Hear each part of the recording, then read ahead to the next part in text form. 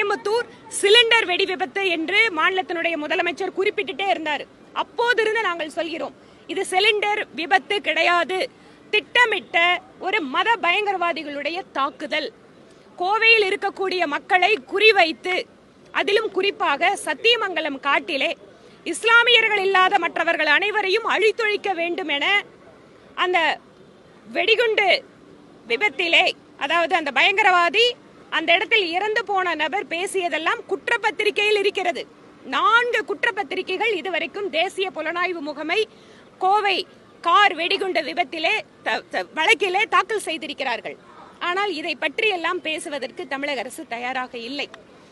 நான் அங்கு குறிப்பிட்டது என்னவென்றால், மத பயங்கரவாதிகளுடைய செயல்கள் தமிழகத்தில் நடைபெற்று கொண்டிருக்கிறது. அரசாங்கம் எச்சரிக்கையாக அதை கையாள வேண்டும்.